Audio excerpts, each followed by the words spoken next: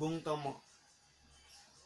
Pria yang bernama Asli Sutomo ini lahir pada 3 Oktober 1920 dan wafat tanggal 7 Oktober 1991. Yang pada saat itu dia sedang menunaikan haji di Padang Arafah. Masa kecil Bung Tomo dilahirkan oleh pasangan Kartawan Cipto Wijoyo dan juga Ibu Subastia. Ayah Bung Tomo sendiri adalah pegawai di perusahaan pemerintahan, sementara ibunda Bung Tomo adalah penjahit di perusahaan Jahit Singer di bidang distributor lokal.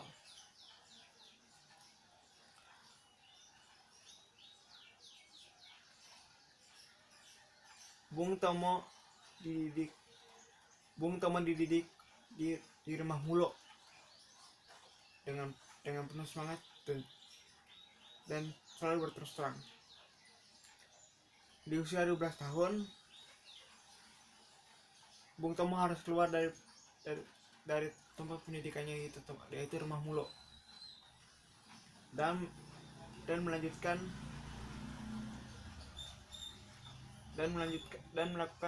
berbagai usaha kecil-kecilan untuk menghidupi keluarganya. Ini disebabkan karena depresi besar yang waktu itu melanda dunia.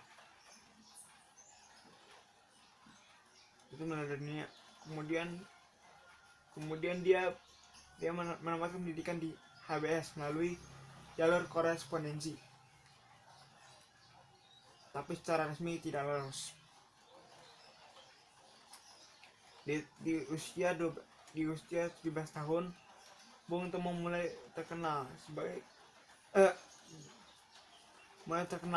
setelah berhasil menjadi orang kedua di Hindia Belanda yang mendapat gelar Pandu Garuda.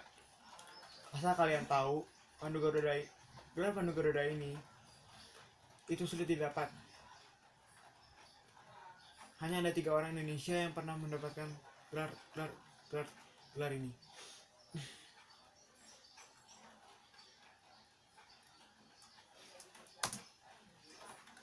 Pemimpin di perjuangan pertempuran 10 November.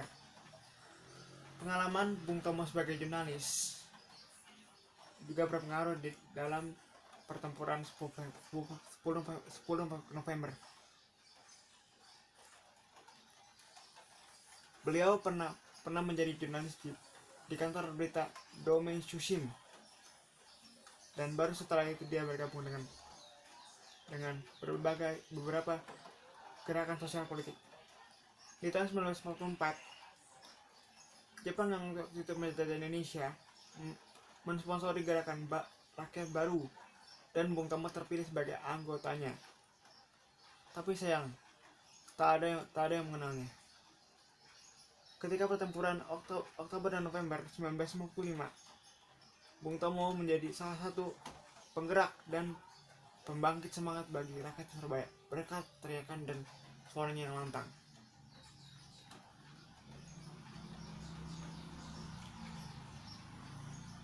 Yang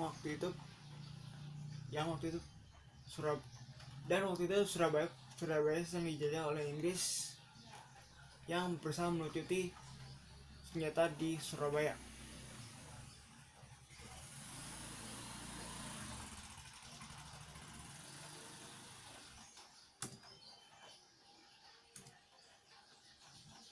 Kehidupan setelah kemerdekaan.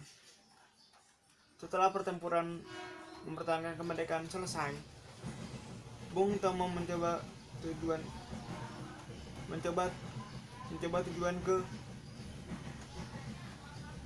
ke dalam dunia politik di tahun 1950-an. Bung Tomo pernah menjabat sebagai Menteri Negara urusan bekas pejuang atau bersenjata atau veteran, yang merangkap sebagai Menteri AD Internasional pada tahun 1955 sampai 1956 di zaman kabinet Burhanuddin Harahap. Di tahun 1956-1958, Bung Tomo menjadi anggota DPR dengan mewakili Partai Rakyat Indonesia. Tetapi karena merasa tidak nyaman dan bahagia, dia kemudian menghilang untuk sementara dari dunia politik.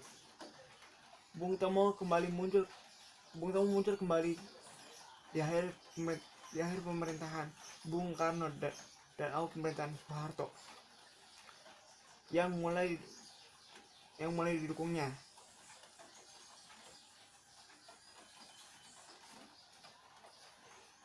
Bung Tomo mulai mendukung pemerintahan Soeharto. Tapi lama kelamaan Bung Tomo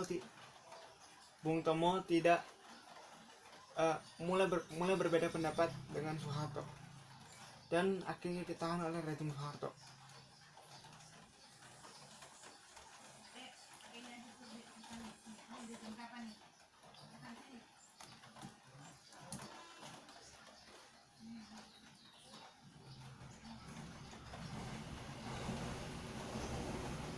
Kehidupan pribadi Soeharto.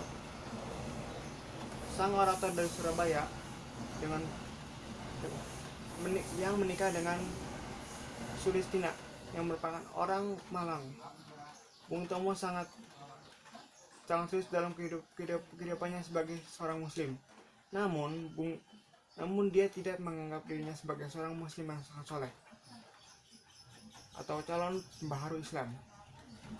Sebelum kematian, Bung Tomo sempat menyelesaikan disertasinya tentang peran agama di pembangunan tingkat desa pada tanggal 7 Oktober 1991. Bung Tomo meninggal di Padang Arafah yang pada saat itu beliau sedang menunaikan ibadah haji. Jenazah Bung Tomo dimakamkan di tempat pemakaman umum Ngangel, Surabaya, sesuai wasiatnya ketika hidup. Sekian presentasi dari saya. Assalamualaikum warahmatullahi wabarakatuh.